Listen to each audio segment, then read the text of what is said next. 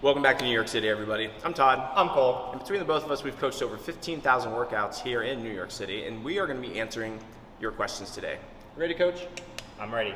All right, let's do it. First question, can I stop during conditioning? Yeah, I don't have a lot of people quit workouts. Very seldom, yeah. Yeah, and I definitely, the few times that I've done it, it was bad. Things were bad because it's just an ego thing for me. Yeah, absolutely. If I'm doing a workout, and it can be functional fitness, it can be running, it can be your biking, et cetera, and you have the feeling that you want to stop, or dare I say the word quit, should you, or can you? Obviously you can, there's no one is forcing you to keep going. I don't think there's anyone who's ever done their entire life and never stopped a workout. I think I've done it 3 times in my life. 3 times in your life? My rule with that is, if I remember the last time I quit a workout, then I'm not allowed to quit. Ooh. That's a pretty good one. One of the mental games I'll play with myself is accepting that I'm going to quit, but delaying it. Mm-hmm. So if it's 5 rounds, I'm like, okay, I'm going to do 1 more round, and then I'll quit then. And then I do 1 more round, and then I got one more round left. And I'm like, are you really going to quit with 1 more round left so I can start to... I don't know that I'm recommending that, but it's kind of those mental games that sometimes help me get through longer workouts. If you boil it down to the most simplest way of looking at it, and this is something that I have to tell people coming through fundamentals all the time, is it's not 150 wall balls, it's 1 more wall ball. Exactly. It's 1 more wall ball. You can't think about everything, that end line or that finish line that's all the way down there. All you can focus on is the next rep that's in front of you, and if you just stay focused on that, that also, for me, helps me get through long workouts. There's a quote I really love. It's from a TV show. It's about power, and it's this guy who's talking about like crazy high school football practices and like running a mile and push-ups and pull-ups and like making kids throw up and stuff, and one of his quotes, he got asked if he quit, and he said, well, I quit every goddamn day, I just didn't ever tell anybody. And I love that quote. Yeah. And I've definitely quit in some workouts and definitely doing the same thing. Like, hey, I'm going to make it to the end of this song that's playing. And then once you do, I'm like, all right, what's the next song? I'm like, oh, Ariana Grande. Yeah. All right, we'll get through the next one. Yeah, you can... Quit on the inside. I quit on the inside quite often during workouts, but just keep going on the outside. I like that. All right, next question. What do I do when I notice someone's rep shaving? What is rep shaving? Rep shaving is if there's 30 wall balls at hand in the workout, somebody does 26 or 24. Or... Under the assumption they did 30.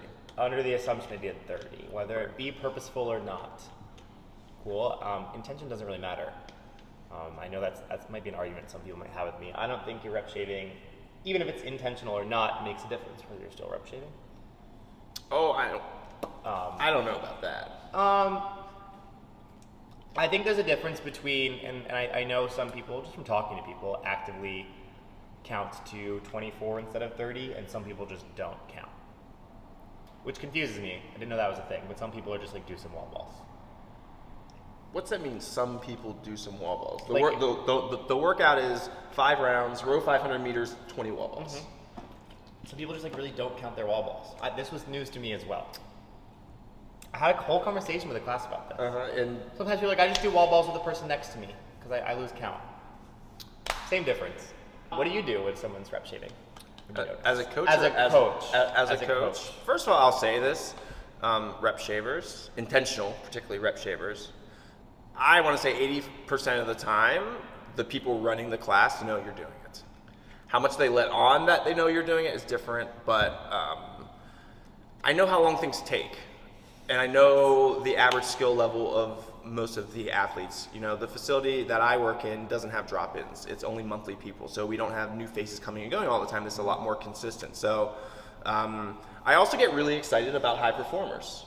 Absolutely. And so if you finish a round really fast, I'm actually really excited about that, particularly maybe if you're newer to me. And so the default behavior for me in workouts is to be counting reps. When I'm looking at things, I'm looking at clocks, I'm kind of like always counting. So if you're moving super quickly, I'm probably counting just to verify it.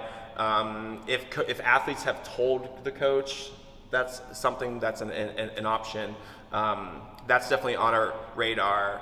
The question is like, how do you handle it? And it's going to be an athlete per athlete basis, and in particularly what you think their intention is. Are they doing it, or are they just doing wall balls next to somebody else and aren't really paying attention and then reporting a number that's not accurate.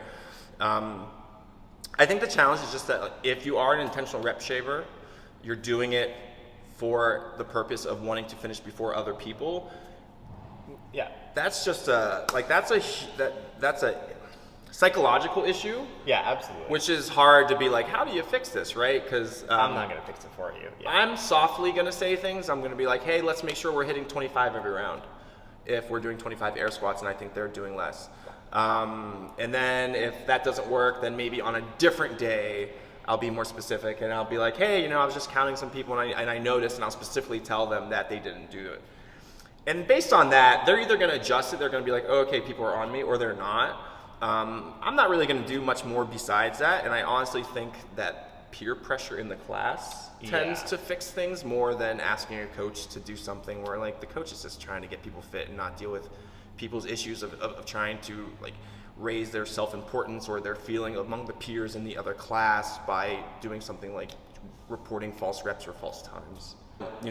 You're still concerning yourself with someone else, and you're wasting your time and your energy on what they're doing when it doesn't impact your fitness at all. Last question. Yes. Is there a good way to ask somebody out in the gym? I don't actually think this question is super different from if can you ask someone out? Is there a good way to ask someone out? Yeah, make sure that person is comfortable around you, they like you. You're not in a space to make them super uncomfortable by asking them out or make their life weird. And I want to point out that this question is not, is there a good way to hook up with someone at the gym? Because that's very different than if you're actually trying to find someone to date. Right? Yeah. I feel like that's somewhat different. Yes. It's not completely different. I don't know. I think it's completely different. If you're dating, the goal of dating is at the end to be in some sort of how do you know relationship. you want to be in a relationship with someone if you've never hooked up with them? I know some people can say that they can do that. I think that's BS. You gotta hook up with them. You gotta know.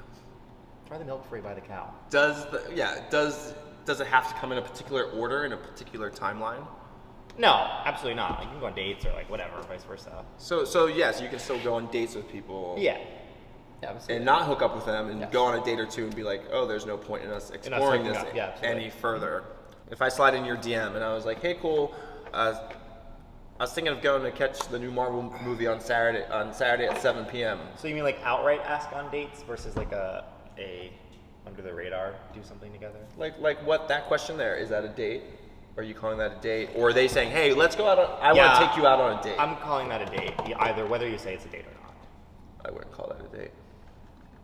Who am I going to go to the movies with someone I don't know randomly? You would go with just friends. You would go with one. You would go with just one friend. If I said, let's go to the movies on this weekend, you'd be like, that's a date?